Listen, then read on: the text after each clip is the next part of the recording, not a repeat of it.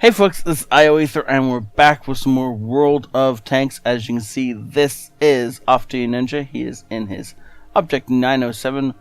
So make sure I didn't pause this. I might have. And so this is a tier 10 game on Morvanka. It's an encounter battle.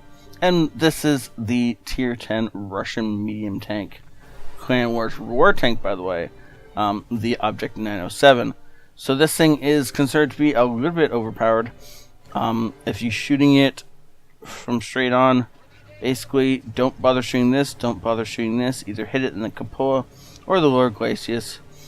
Other than that, it's got the V-shaped hull and there's a whole bunch of bouncy surfaces that are actually fairly well armored. So if you can get a little bit above it, though, you can shoot straight through its upper glacis fairly easily.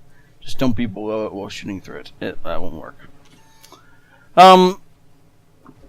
Before we get too far into this game, I do want to mention we still got the Teespring Campaign going on. As of right now, there's exactly 6 days left. If you want a t-shirt or hoodie, or, you know, if a girl out there wants a t-shirt, because there are those too, you guys need to get this done in the next 6 days. After that, I do not know when the next time I'm putting these on sale is. I literally only did this out of the idea that some of you may want some, but mostly I did this because I want them. And after this, I'm not going to need to buy anymore, so I'm probably not going to put them on sale again for a while. I don't know. There might be a second run. It will depend on how much interest there is. And so again, might be a little while. So if you want one at all, get it now. After this 6 days, I can't guarantee there'll be another one this year. Okay? So they're premium quality t-shirts, so you're going to get a good t-shirt.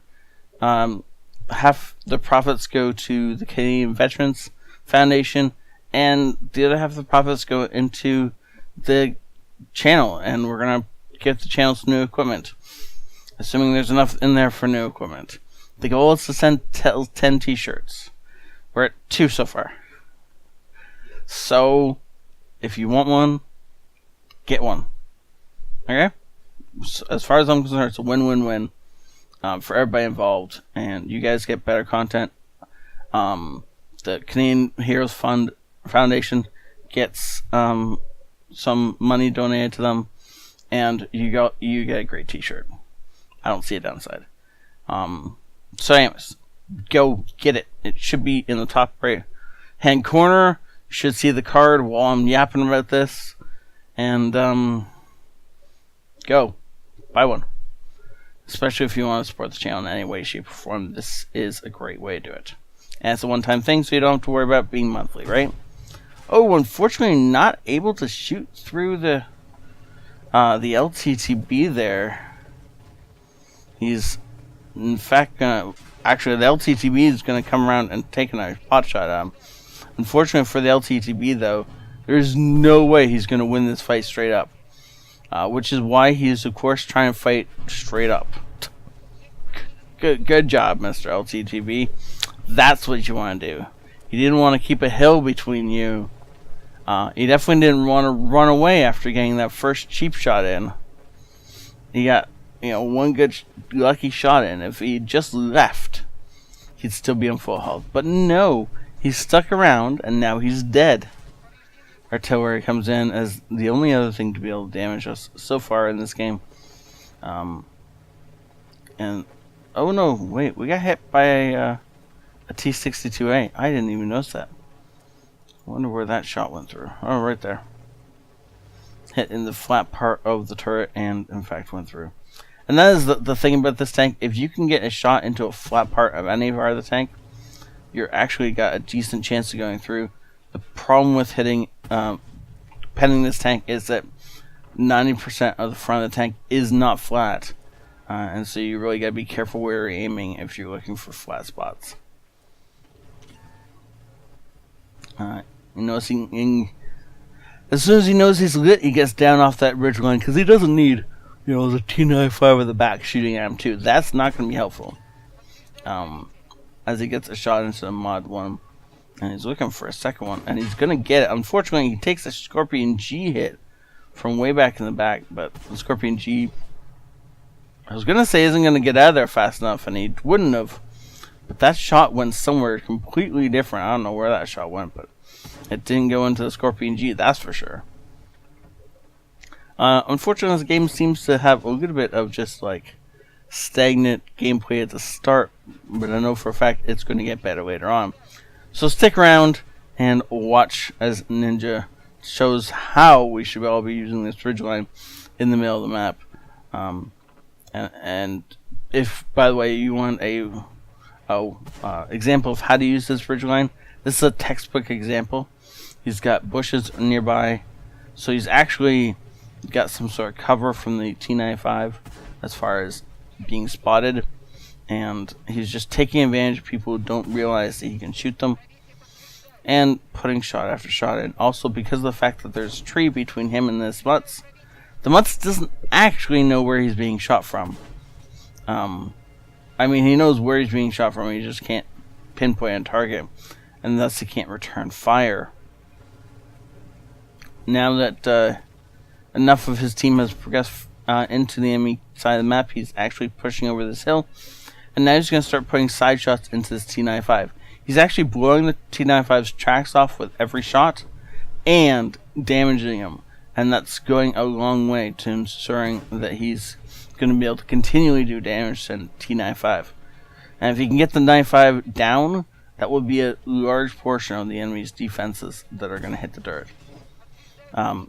Focusing on T62A is a good choice, though obviously he would have liked to track that guy in place.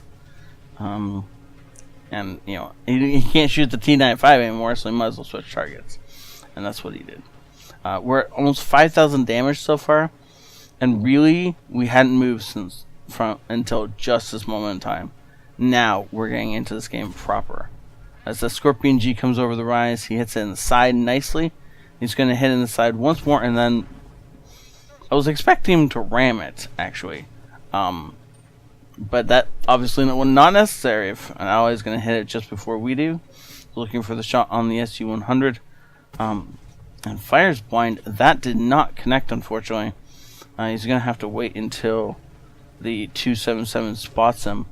Now, the reason he didn't want to sit up there was, of course, because of the fact that enemies do have sight lines on this side of the hill, and so he's going to get shot by one of them if he stays up here too long. Yep, there it is, the T628 doing exactly that. I was actually thinking it was a 268 that was going to be trying to plant a shot into us, but he seems to be paying attention to other things right now.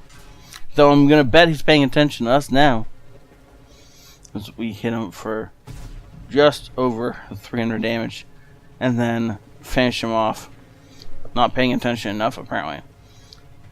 So, T49 without the big gun on. I wonder if it's because he hasn't earned it or because he likes this gun better. Head to head with the T62A. This has been our nemesis all game long. And there we go. Nemesis is dead. Though not really much of our doing in that. They both slammed shells into each other and then he died. That's pretty much how that went. Jumping on this WZ. He is gonna circle it. Oh. What?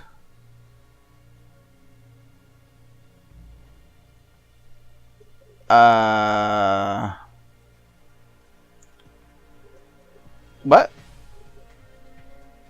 So,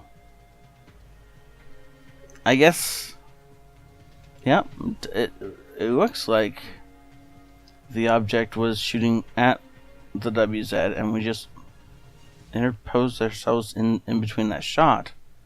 I see a straight line from here to there, right? So that post to the explosion.